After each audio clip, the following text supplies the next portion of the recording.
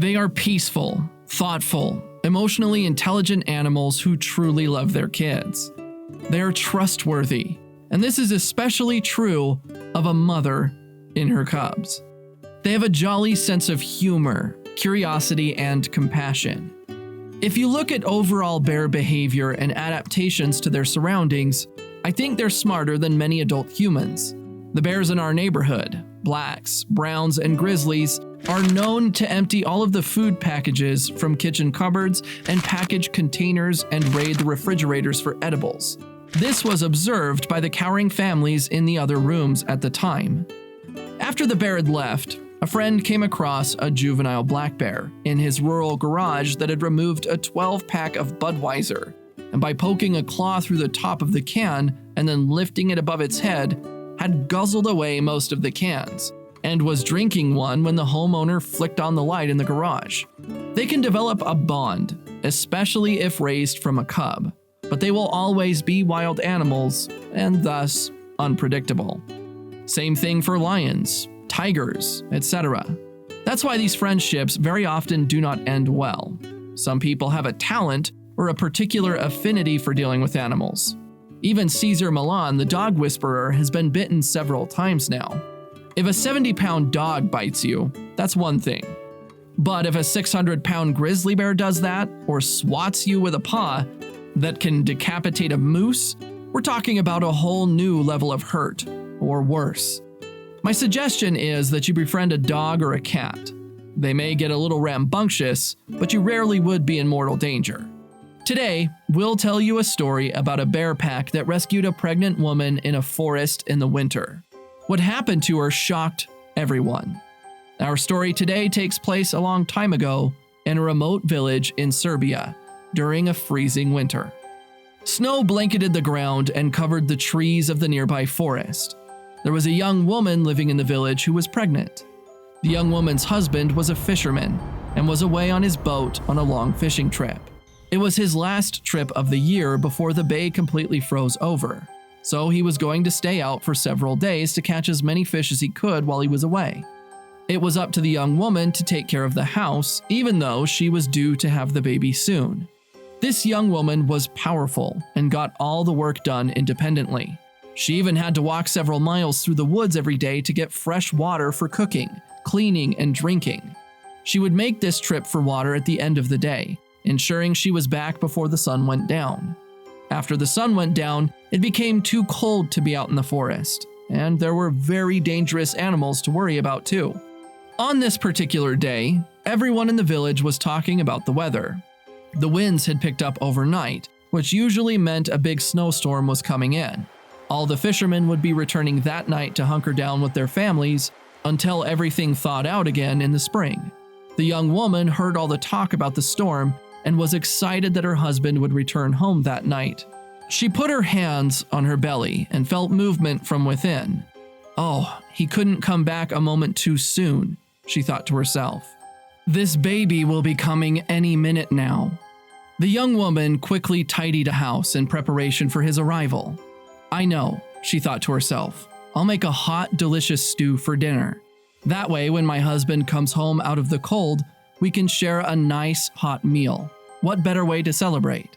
So, after her usual daily work, the young woman went to the market to buy ingredients for the stew. While she was there, she felt a significant movement in her belly. Not yet, she whispered, rubbing her hands on her stomach as though listening. The baby within was still again. Yet the young woman knew, though, that the time was quickly approaching. It was a good thing that her husband would be getting home tonight. She paid for the ingredients, thanked the shopkeeper, and went home to drop off the food. Then, the young woman set out with a bucket to get water for the stew. It was a little bit later in the evening than she usually set out. But she was confident as long as she hurried, she would be able to make it to the river and back before the sun went down and the snowstorm rolled in. And so, with one hand clutching her bucket, the other resting on her belly, the young woman made her way through the trees. She made it to the river with plenty of time left to get home. So when her belly started to shift and ache again, she took a moment to sit down on a large rock near the water's edge. The pains were more frequent now. Just a little longer, she said aloud to herself. Just wait a little longer.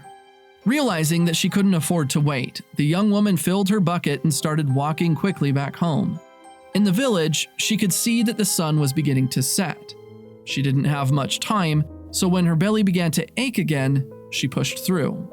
The pain was coming in waves, but she brushed each one aside and continued on. But finally, it became too much for her. The young woman winced and cried out as her stomach pained, and she slipped on a rock on the path. She twisted her ankle badly and tumbled to the ground. She protected her stomach as she fell and landed on her side with a bucket of water splashed all over her, thoroughly soaking and shivering her. The young woman carefully tried to stand up, but she couldn't put any weight on her ankle. The pain was too great. She could see the sun disappearing over the horizon from where she was on the ground. She could feel the air getting colder as snow began to fall on her wet body. Her heart started to race. She knew that if she didn't get help soon, she and her unborn baby would die out here in the cold. But she was brave and wouldn't give up. She crawled as best she could along the path back toward the village, calling out for help as loudly as she could. But it was no use. She was too far away, and everyone else was sheltered in for the night. She cried out again, this time in pain as her stomach spasmed again. Then she heard something that filled her heart with fear. Echoing through the trees was the moaning of a pack of bears, and they were getting closer. The young woman stopped moving and tried to be as quiet as possible. She curled herself up into a ball and tried to hide under her cloak, but she knew that she was exposed out on the path. She could only hope and pray that the bears would pass her by. She needed a miracle, and she needed it now. Just then, she felt a hot breath on the back of her neck. The bears had found the young woman. She said a quick prayer for her unborn baby and prepared herself for the worst.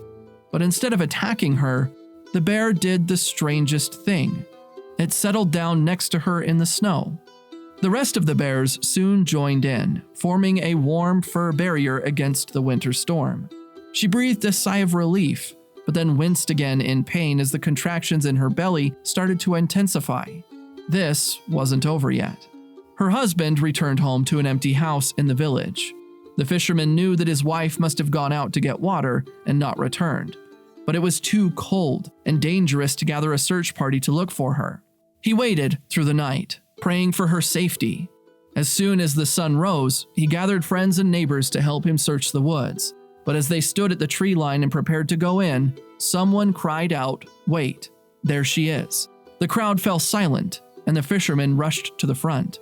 He couldn't believe what he saw there, striding through the trees with his young wife on either side of her, a pack of bears. The young woman who was carrying a bundle in her arms, wrapped in her cloak. As the young woman and the bears reached the tree line, the bears stopped, then turned and disappeared back into the forest with one lone growl. The fisherman ran forward to greet his wife and smiled when he heard a baby's cry rise from the bundle in her arms. The young woman smiled and pulled back the corner of the cloak to reveal their newborn son. The young couple never forgot their miracle or the bears that saved the young woman and her baby. In remembrance, they decided to name their son Michael, after a great bear from the legends of their people. That young man would go on to forge his own legends. But we'll save those stories for another day. Some wild bears have learned to imitate human behavior and beg for food and treats.